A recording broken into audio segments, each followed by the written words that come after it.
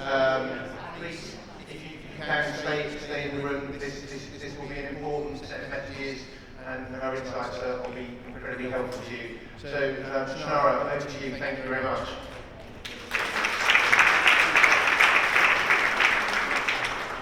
Good afternoon, everyone. So I'm Shenara Pennycooke. I'm head of the School Business Capability Unit in the Department for Education.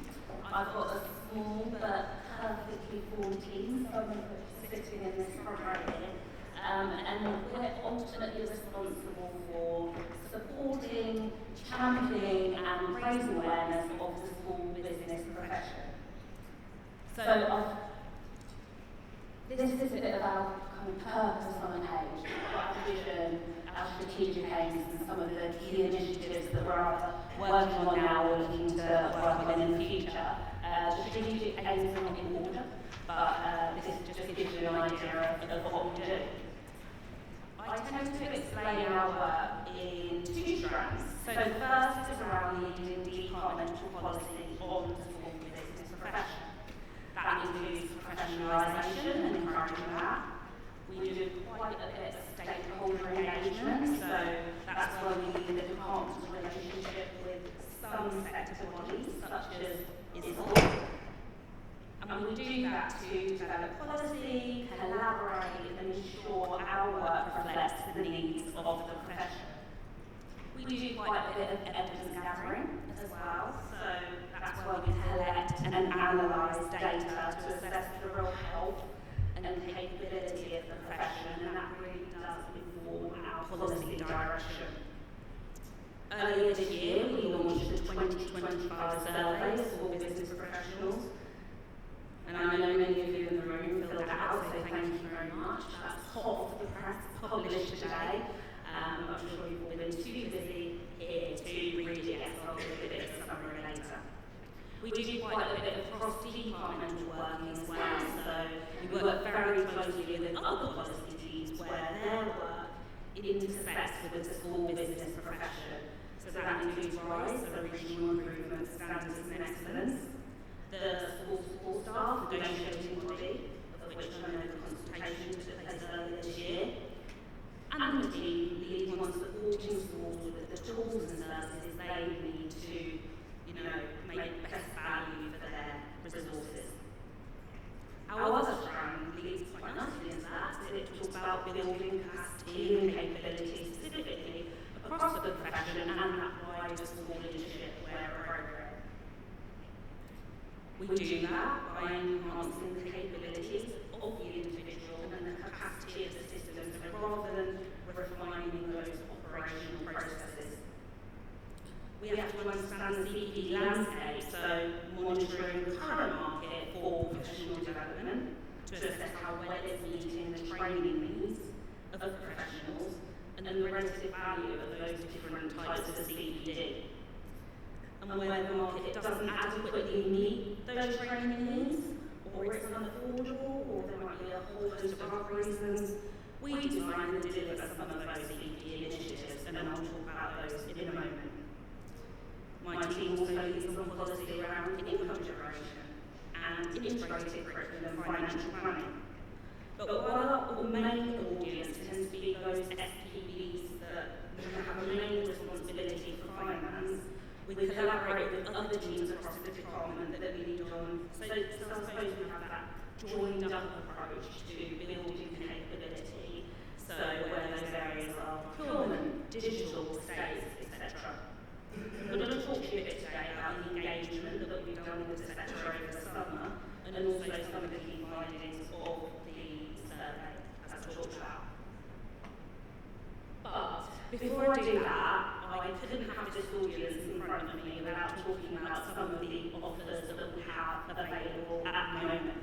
And I know in some of your workshops you've heard about these, some of you have attended them, but let me just give you a bit of an idea of what we do.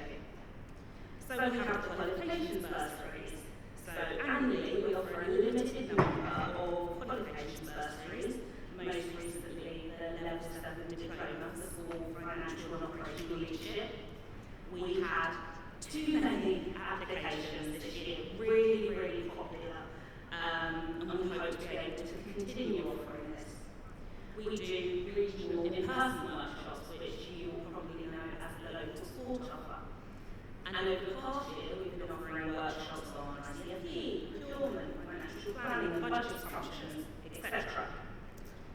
We offer sessions across 12 topics, reached out to all the 9 regions, but that was mostly to maths, groups and SBP networks. Again, we've had great feedback about that, so I'm really keen to give you an update on the next steps. We have the contract management training. So that's a free online course, and that enables you to gain an understanding of all the elements of the contract life cycle through 6 learning modules. It's available to all schools, academies, trusts through the government commercial college website. There's a link in there, you'll get the slides afterwards. We do mentoring for school business professionals, and this is delivered through our SRNA program. I know we've got lots of SRNAs here that can tell you all about it. We also have a person who uses the SRNA program, so she can tell you about it too.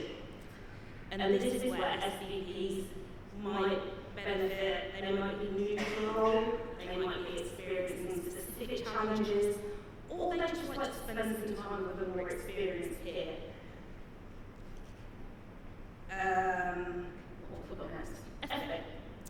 So there's some new insights from additional data on IT spend, and some work in progress for imbalance and revenue reserve benchmarking, and benchmarking income. So that's to come. We've got a couple of pieces of guidance as well, which I thought would be useful to include here. So the estate management guidance. In April 2025, we published the estate management standards and updated the estate management competency framework. And that really helps schools address those condition issues effectively and achieve the best value for money for managing their estate. And that framework, the estate management standards framework, that's about supporting schools to manage their estate effectively by helping them to navigate, prioritise and build on good practice, requirements and expectations. We've got the funded 6 procurement training, procurement fundamentals, That's a one-day facilitated virtual workshop covering those essential procurement processes and techniques. It's generally suitable for SBP generalists, those with junior procurement roles, but those from academies, trusts, central teams may also find it useful. It's free. Actually, all of this is free. And there's around 14 days from January to March. So again, there's a link with the application, so go for it if you haven't yet. Lastly, we've got the IT support standard, and that's the latest edition in the DfE set of existing digital and technology standards, which supports schools and colleges to understand and implement safe and reliable technology. So the new standard is really there to help schools and colleges understand what they should expect from their IT support meeting those digital and technology standards, and ensures value for money. So we're working on many of the above being available through RISE, through our universal offer, and we're engaging with teams in the DfE about this, but a lot of them are available now, so you don't need to wait for that. This is just a snapshot of the things that we offer in the department. So if there's anything that I haven't talked about, or you think that we could add, please get in touch, and we can either help or place you into the right direction. So, working with the sector, we recognise how important it is to engage with the sector to better understand what the challenges and barriers to the profession are, and how our work can be shaped to address these.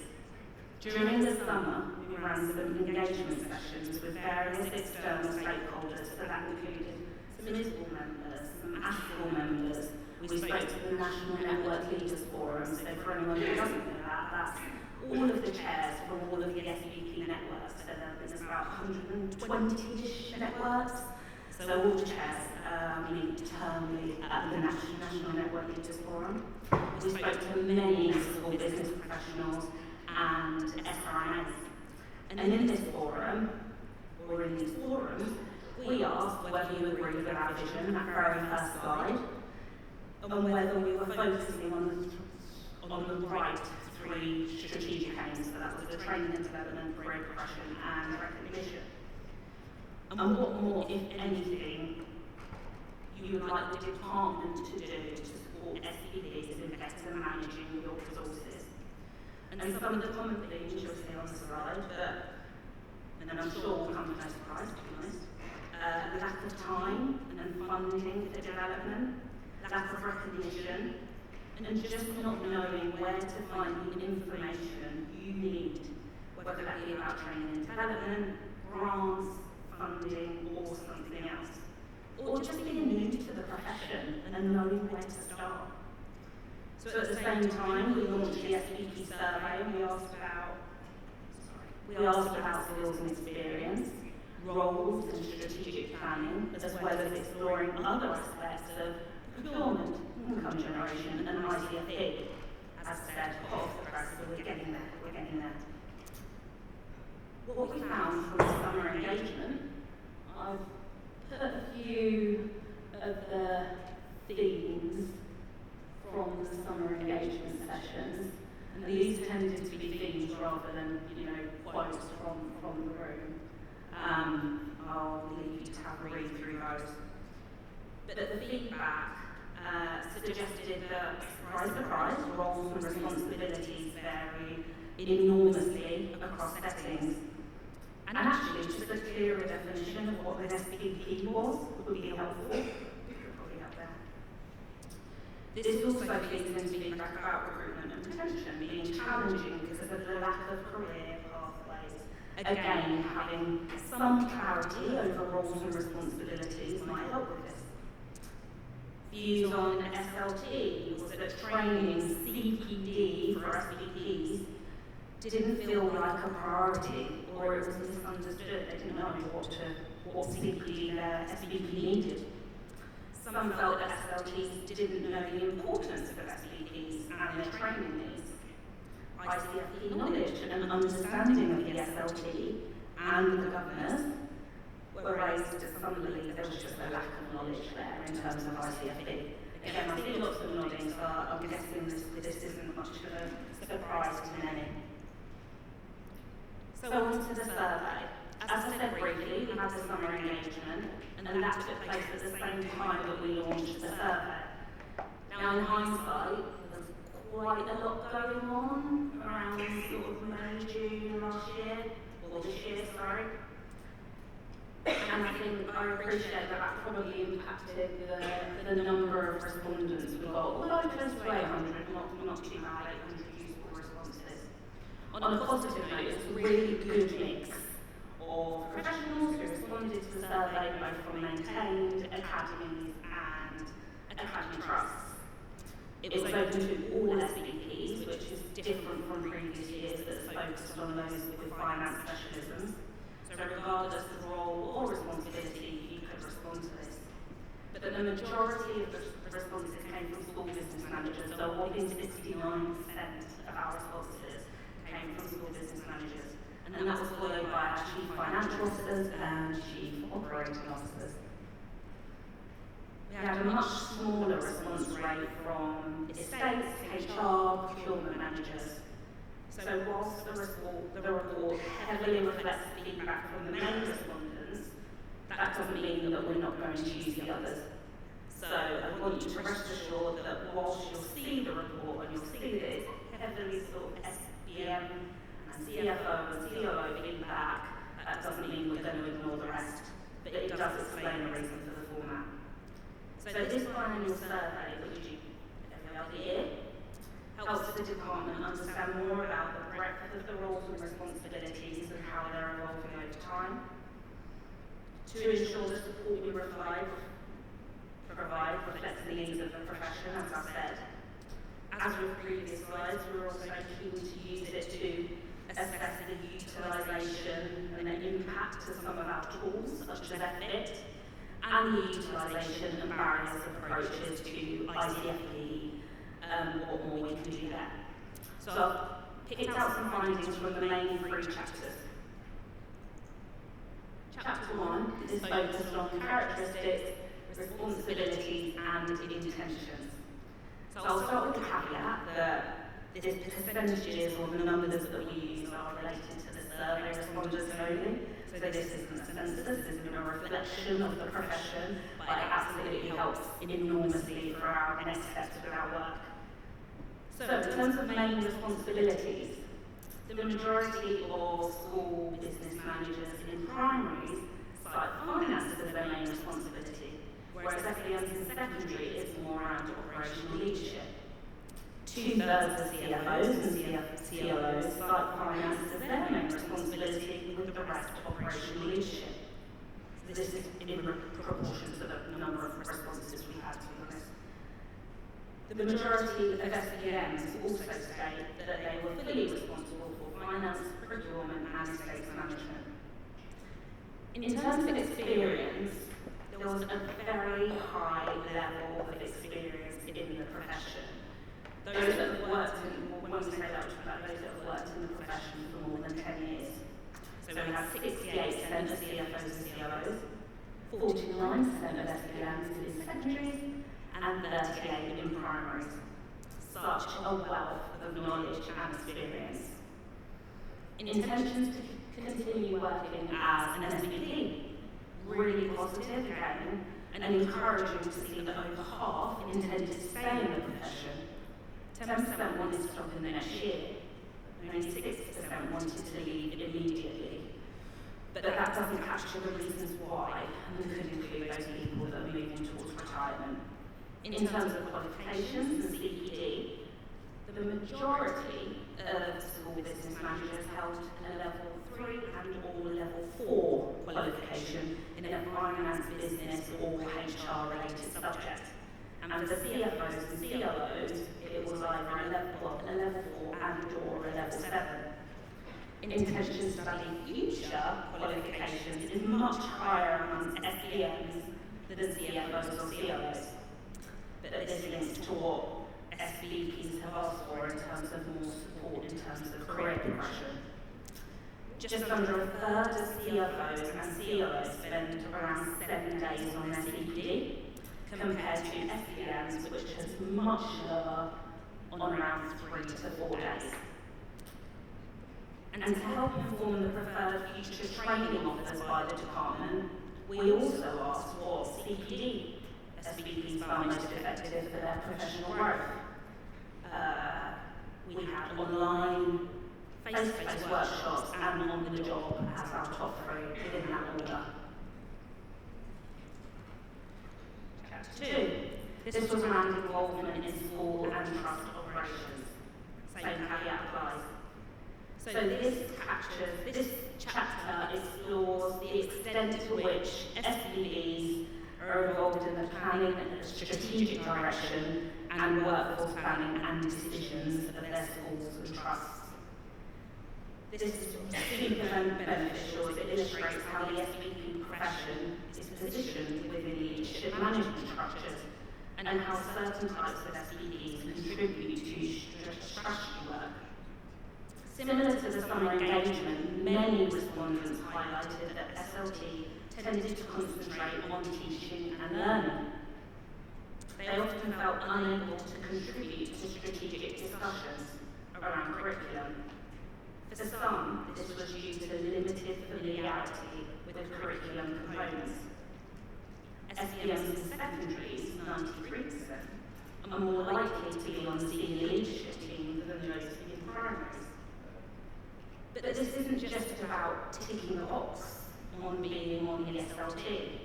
We also need to think about SLT seeing the value and wealth of the expertise and experience that the SBPs bring with them, or can bring to the decision-making process.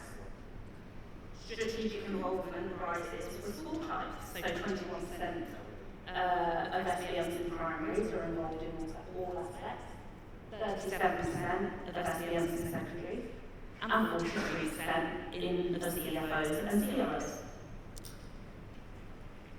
CFOs and CLOs lead 58% are involved in all aspects of workforce deployment, compared to 41% of SBMs in secondaries and just 17% in primaries. last chapter I'm going to talk about is resource management. So for this one, I've focused on ISBL and income generation, but if you do have time for a bit of bedtime reading, there's a bit more on procurement and other areas too. So on ICFP, we're really keen to understand how different schools and trusts approach ICFP and what more we can do to increase the use of the ICFP approach. Overall, 42% of respondents use some form of ICFP. However, ICFP take-up is highest in respondents from maths and lowest in respondents from primary schools. We're keen to continue to promote the message that ICFP is for all school types and school phases. We're looking at how we can help along with the take-up in primaries, because actually it was the lowest in primaries in our last survey too. We're keen to understand a bit more about the tools so that we can potentially signpost schools to what type of tool might suit them most in terms of their level of knowledge and experience of ICFP. We've already started by relabeling tools on our gov.uk, so the FBIT tool is now the free basic tool, and the FB work that's the labelled intermediate tool. We know we all have it, there's two and there's others in the sector. It's encouraging to see that many of those using ICFP are looking further ahead than just a year. Something to think about. Similarly to our summer engagement, barriers were due to knowledge. So 35% of respondents indicated that the governor, trustees and or school head teacher are not sufficiently aware of it. 31% cited the SBP's lack of experience or training. On income generation, many schools already generate income, we know this. Previous surveys didn't capture this, but going forward we're really keen to understand more. It's often the responsibility of the SBP, so it comes up in many a conversation I have with the sector. And again, we want to understand more about this aspect of their role and how we can support. Responsibility for income generation is usually shared, but senior SBPs are likely to lead on it, so the SPMs in primaries, secondaries, and CFOs. Practices which add most value, as noted by the survey, hiring of buildings, no surprise there, either for temporary one-off events or lettings, or obtaining third-party grants and external funding bids. Other common responses were around wraparound care and investment of reserves. Secondary schools also mentioned marketing to boost their initiatives. Nearly there, 2 slides. The final survey question asks what more, if anything, the Department of Education could do to support you in managing your school and or trust resources. I don't think it's a surprise that the most popular was funding, but other suggestions included the department having more targeted grants available, helping schools and trusts in accessing those different grant revenue streams, including promoting those opportunities in our newsletters, etc. Having a database of regional charities and grant providers open to schools so that they can access, helping improve the visibility of the profession and recognition of the SBP role, increasing awareness of online training and support. And the last one was around providing templates for contracts, policies, etc., that are user-friendly and help schools to sort of safeguard those resources and, rewrite similar documents. So, what's next? What does this all mean and what's next? So the focus so far, to be very honest, has been on analysing the results of the survey and getting the report ready for publication. But we need to do a much more in-depth review of the survey results and the summer engagement to establish what more we can do and how that links to our strategic aims that I talked about at the beginning, so training and development, career pathways, and recognition. We know that our priority has been and continues to be talking about my team, training and development. But these results from the survey show a real need for the department to do more in career pathways and recognition of the sector, both internally across the department and externally with the wider school workforce. On L&D, we're currently reviewing the qualifications bursaries we offer based on the feedback that we've had from you all on what levels and specialisms should be available. We want to reach out to as many small business professionals as possible. The regional in-person workshops, so the local support offer, has been really well received, and feedback states that attendees welcome the in-person aspect, so they can share best practice and build those relationships with others. One piece of feedback I received directly at the last ISBL conference talked about expanding the offer so individuals could attend, and maths and SBP networks could get access to more topics. We listened, and from early in the new year, there's going to be more sessions available.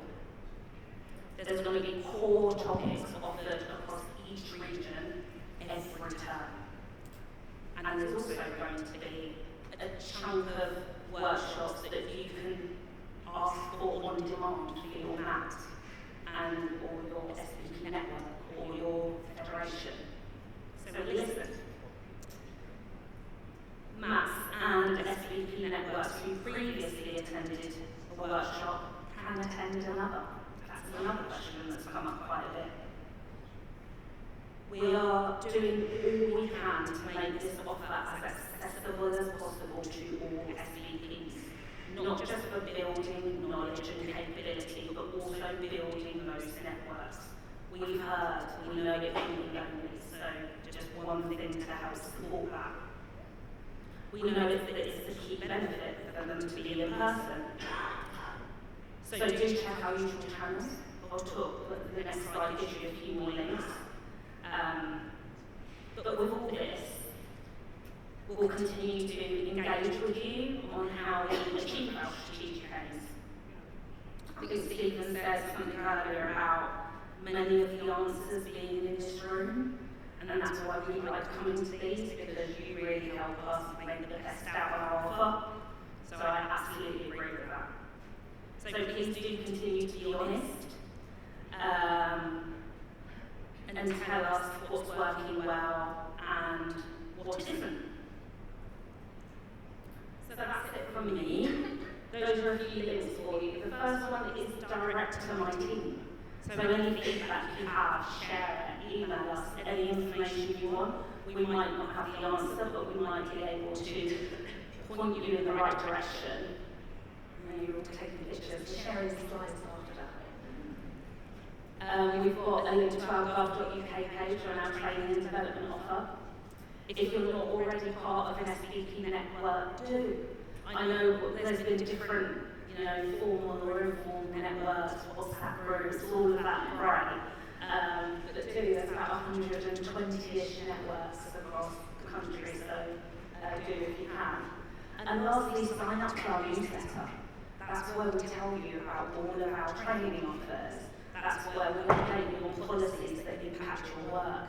So do sign up to the newsletter if you can. What we don't want to do is spam you all the time. We know how busy you are. So do sign up so you can hear all about everything that we've got going on. That's it from me. With 50 seconds left, I think maybe I can take a question or two. Yeah. I will just add that on another of our next steps, that we've been working with schools and trusts and sector leaders on developing a new programme to both tackle our national drivers of cost in the system. So think about those big energy costs or big agency costs, and really to support schools and trusts to get the best value for their resources. So that is also launching very soon. So capital, very bold, very. We'll make sure that ISBL know all the details of that so that we can share it with all of you members. On that note, any questions? Just to add, I am not paid, I am not funding, but anything that I've talked about, happy to take some questions.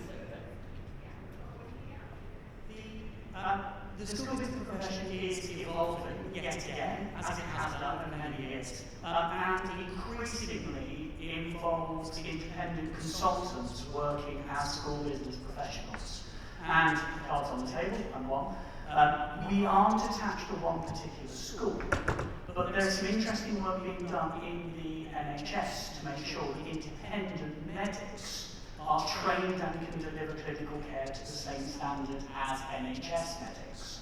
So, will the team, as part of its policy, consider the development and learning development needs of the independent profession? I know that causes the civil service problems because it's private sector, but the profession is and will continue to evolve. And will you factor that into your future planning? Thanks for your question. It's not the first time somebody has asked that question. I won't say no, but it's definitely something that we can add to the list to consider.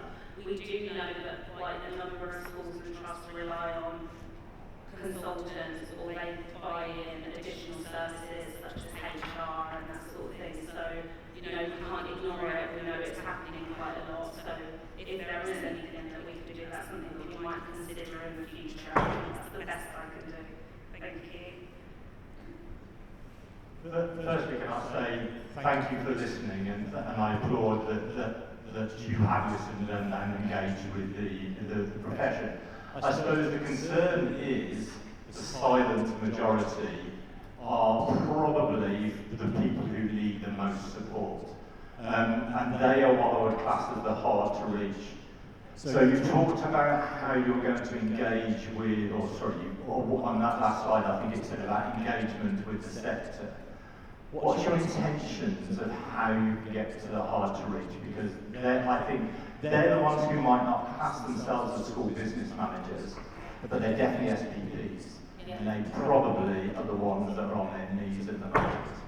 Yeah, thank you. Really good question. So, we've been doing some work in our team. I definitely know it's not all of the hard to reach and maintain schools, but there's definitely more that we want to do with the maintain sector. I think a lot of the work that we've done has focused on academies in the past, so there's definitely a piece of work that we want to do to support more of those school business professionals in the maintain sector. I can't say we have the strategy done and dusted, and probably actually, I know I always put it onto you guys, but you can help us with how to come up with solutions for those hard to reach. We don't have a solution, but it's definitely so important. I mean, the ones that are on the network or on our newsletter, they're always the ones that get the first access to the training and that sort of thing. But actually, they might not be the ones that need it most. The people in the room know, I know, that would all appreciate our local support offer and our in-person workshops. But actually, is it the rural primary that needs it in the northeast or whatever that might be? I used to support schools in the northeast, so a lot of times in the northeast. But we don't have it written down. We don't have a strategy in place, but it's definitely very important for us to make sure we get to those hard to reach. I think we're probably going to have to hold it there. Sorry, I know, Shenara, that was an incredible presentation. You had to get through a lot of information. So I understand.